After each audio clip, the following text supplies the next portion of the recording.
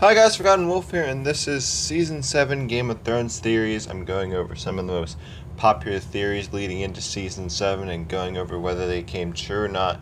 This is a follow-up video to my Season 8 Game of Thrones theories videos. Go check out that one for more. Go check out that one. First, please like, share, and subscribe, and let's begin. The first major theory leading to Season 7 is that Jon Snow would discover the truth about his parents, presumably on Dragonstone. For context, at the end of Season 6, the bombshell that Jon Snow is the son of Rhaegar Targaryen and Lyanna Stark was revealed, and although at the time we didn't know that Rhaegar and Lyanna were married, there was evidence provided for it in Season 7 thanks to Sam. This theory didn't come true. He didn't discover in Season 7. It was only intended to come true in Season 8, and it was ultimately used as a ploy to make Daenerys go mad. Jon did discover his true identity in Season 8, but not in Season 7, so this theory gets a no for being true. The second major theory is that Arya Stark would kill Littlefinger. For a while, fans thought that Sansa would kill Littlefinger thanks to Littlefinger's role in Ned Stark's demise in King's Landing, and Littlefinger marrying Sansa to Ramsay Bolton. The Arya theory stems from a production photo from Maisie Williams, who plays Arya Stark, holding Littlefinger's dagger that was used to kill Bran in Season 1.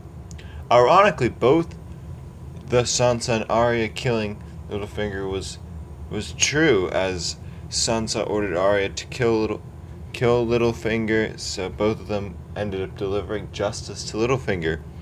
We get our first yes. This did come true.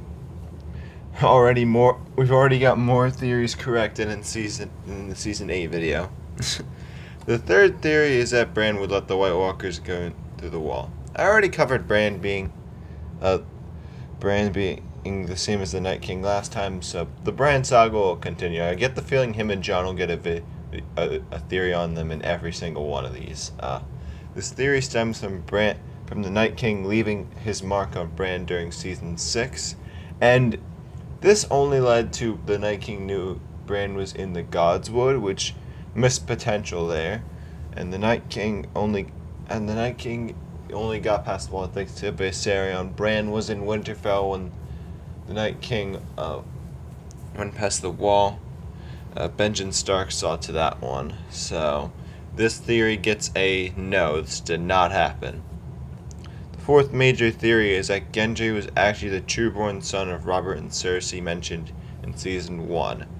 So in Season 1, Cersei Lannister told Catelyn Stark how she actually did have a true-born son of Robert's, but the baby died in infancy.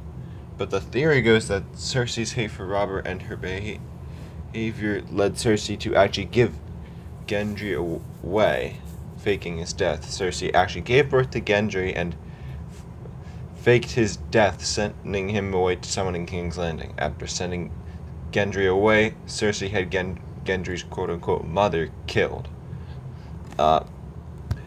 This theory, although definitely in character for Cersei, was not true, likely because the show already had 3 contenders for the Iron Throne built up, being Jon Snow, Cersei Lannister, and Daenerys Targaryen, and we didn't need a fourth. The writers also always had Gendry envisioned as the future Lord of Storm's End, and there was definitely some build up to it.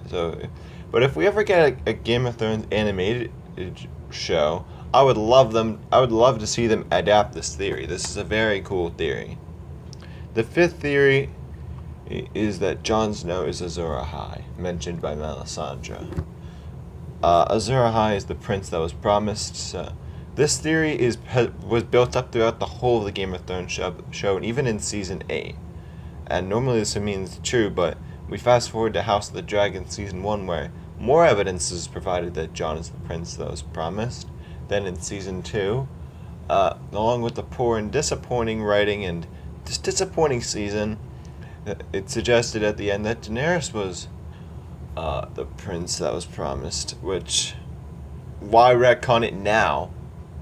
And this has left many fans conflicted on who the actual Prince, those promises between Daenerys and Jon. I'm personally inclined to think that it's Jon, but this will probably only be solved in the books.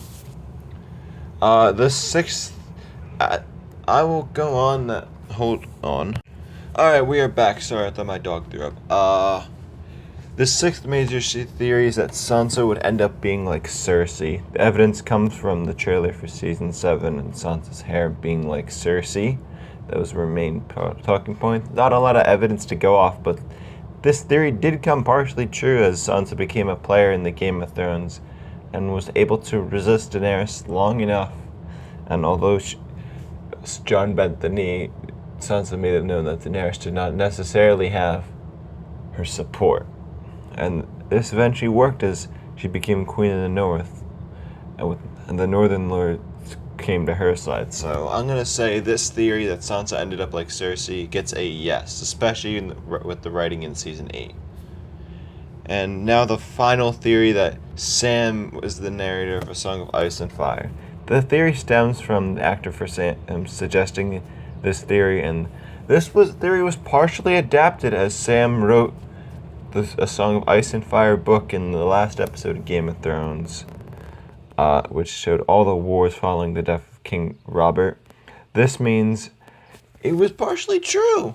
So yeah, that is all the major season 7 Game of Thrones theories. I know this might seem short, but that is the huge theories. And we got looks like the fandom got a lot more correct than the season 8 one. 3 theories came true. And if you want to see a part 3 to complete the trilogy, it would be on season 6 Game of Thrones theories. Please like, share, and subscribe. And if you want more like this, at 100 subscribers, I'll do a 1-hour video in the FNAF Timeline. At 500 likes, I'll do a video on Greyjoy's Rebellion. And at 50k views, I'll do a video on the Life of Ned Stark. We are really close to the Greyjoy's Rebellion video on the Life of Ned Stark video, so please like and share if you want to see those videos, and subscribe if you want to see the FNAF Timeline video. But until next time, bye!